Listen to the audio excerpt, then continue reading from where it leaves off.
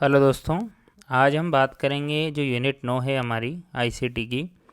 उस यूनिट 9 के लिए परीक्षा धाम की जो बुक आती है वो अच्छी है या फिर निर्माण आईएएस की जो बुक आती है वो ज़्यादा अच्छी है। सबसे पहले हम सिलेबस देख लेते हैं यूनिट 9 का, सूचना और संचार प्रौद्योगिकी। पहला इसमें टॉपिक है कंप्यूटर का आधारभूत ज्ञान। फिर दूसरा इलेक्ट्रॉनिकी, सूचना और संचार प्रौद्योगिकी, robotics, artificial intelligence, cyber security, e governance, internet तथा सोशल नेटवर्किंग प्लेटफॉर्म्स। इनसे मैं अगर बात करूं तो आर्टिफिशियल इंटेलिजेंस से 1 से 2 प्रश्न हर साल आते ही हैं। साइबर सिक्योरिटी से 1 से 2 प्रश्न आएंगे। ई गवर्नेंस से 1 प्रश्न आता ही है। उसके बाद सोशल नेटवर्किंग साइट से 1 प्रश्न जरूर आएगा, है ना। और इंटरनेट से 1 से 2 प्रश्न आएंगे। तो ये कुछ इंपॉर्टेंट टॉपिक है। बाकी जो इंफॉर्मेशन एंड कम्युनिकेशन टेक्नोलॉजी है और इलेक्ट्रॉनिक की है, इससे भी 1 आध 2 क्वेश्चन आते हैं। कंप्यूटर के आधारभूत ज्ञान से भी 1 आध 2 प्रश्न आते हैं। इस प्रकार से कुल 10 प्रश्न आते हैं यूनिट 9 से, सूचना और संचार प्रौद्योगिकी से।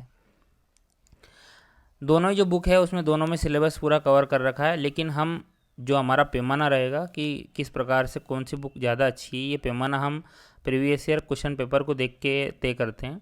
तो प्रीवियस ईयर क्वेश्चन 2024 के पेपर में कितने आए हैं किस बुक से, ये हम देख लेते हैं, है ना।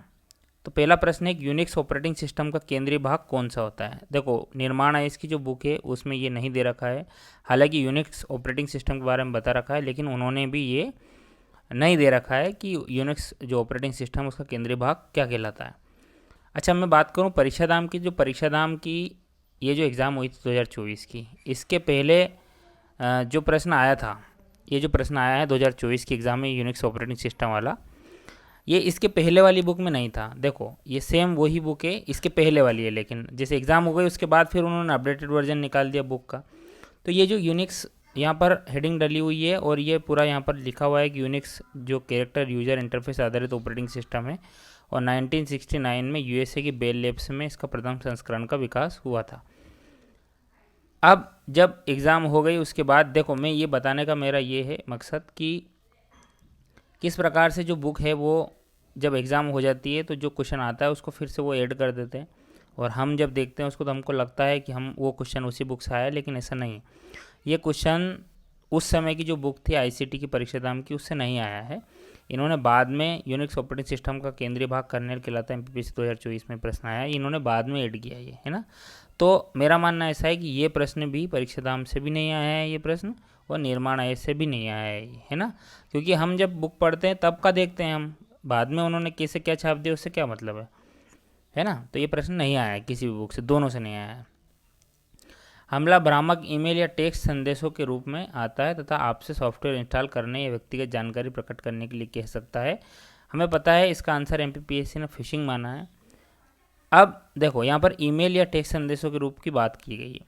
अब जब हम परीक्षाधाम की बात करें तो परीक्षाधाम में फिशिंग साइबर सिक्योरिटी वाले चैप्टर में लिखा हुआ है कि इंटरनेट पर यूज़र के नाम, पासवर्ड और अन्य व्यक्तिगत सूचनाओं को धोखे में रखे जाने का प्रयास करना फिशिंग कहलाता है ना। लेकिन ये तो दे रखा है फिशिंग, यहाँ से आप मार्क भी कर सकते हो। लेकिन जब हम निर्माण आईएएस की बुक देखते हैं तो उनमें उसमें फिशिंग जो है उसको ज़्यादा बेहतर तरीके से बताया हुआ है कि इंटरनेट पर उपयोगकर्ताओं के यूज़र नेम, पासवर्ड और अन्य व्यक्तिगत सूचनाओं को प्राप्त करने का प्रयास करना फिशिंग कहलाता है। इसमें कोई अपराधकर्ता कानूनी दिखने वाले ईमेल भेजता है और उसे ताकि पढ़ने वाले से व्यक्तिगत तथा व्यक्ति सूचना को प्राप्त किया जा सके। तो यहाँ पर जो प्रश्न की भाषा है उससे भाषा ये मेल खाती है। ये जो यहाँ पर निर्माण आईएएस की बुक में इन्होंने फिशिंग के बारे में बताया हुआ है। नेक्स्ट प्रश्न, कुरेंटली की बात करें तो कुरेंटली एक सर्च इंजन है, लेकिन ये दोनों ही बुक में नहीं दे रखा है।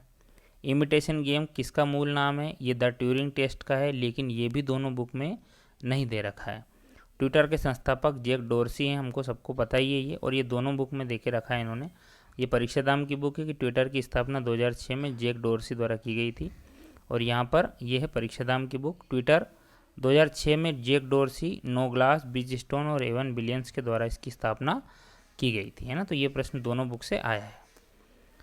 ई गवर्नेंस के 4 स्तंभ क्या हैं, ये दोनों ही बुक में दे रखा है। जैसे ई गवर्नेंस वाला चैप्टर शुरू होता है परीक्षादान में, वहाँ पर 4 स्तंभ यहाँ पर बताए हुए हैं, लोक, प्रक्रिया, संसाधन और प्रौद्योगिकी। सेम यहाँ पर जो निर्माण आईएएस की बुक है उसमें भी चारों बता रखा है ना। तो ये प्रश्न दोनों बुक से आया है। नेक्स्ट जो प्रश्न है, उन पेशेवरों और व्यावसायिक लोगों के लिए एक सोशल नेटवर्किंग साइट जो अन्य पेशेवरों को जोड़ती है वो लिंक्डइन है, और हमको सबको पता ही है इसके बारे में। यहाँ पर परीक्षा धाम की बुक में इसको बहुत अच्छे से दे रखा है। सोशल मीडिया प्लेटफॉर्म में लिंक्डइन जो ज़्यादातर प्रोफेशनल्स के द्वारा उपयोग किया जाता है।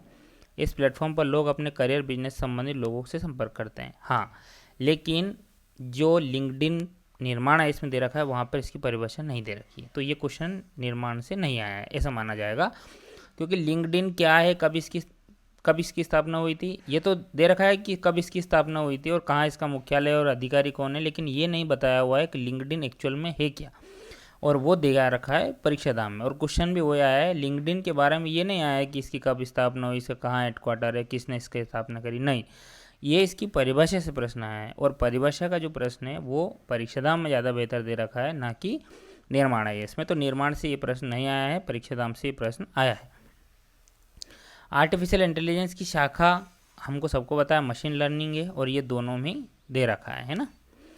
MPEG का फुल फॉर्म जो है मूविंग पिक्चर एक्सपर्ट ग्रुप है, और ये दोनों ही बुक में दे रखा है। इंटरनेट के क्षेत्र में W3C का अर्थ क्या है, तो वर्ल्ड वाइड वेब कंसोर्टियम है, दोनों में ही दे रखा है। ये इंटरनेट संबंधित एक संगठन है जिसकी स्थापना 1 अक्टूबर 1994 को हुई थी, है ना। यहाँ पर हमारे प्रश्न समाप्त होते हैं। अब हम देखते हैं कि कितने प्रश्न हमारे परीक्षा धाम से आए हैं और कितने प्रश्न जो है निर्माण आय से आए हैं। देखो, पहला क्वेश्चन किसी बुक से नहीं आया, दूसरा भी नहीं आया, दूसरा आया है तो दूसरा दोनों से आया है, तो 1-1 की बराबरी हो गई, ठीक। तीसरा किसी से नहीं आया, चौथा भी नहीं आया, पांचवा आया दोनों से, तो 2-2 की बराबरी हो गई, है ना। और तीसरा जो है तीनों से आया, दोनों ही बुक से आया है, तो ये 3-3 की बराबर हो गई। यहाँ पर परीक्षा धाम आगे निकल गई है, क्योंकि लिंक्डइन का प्रश्न इससे नहीं आया है।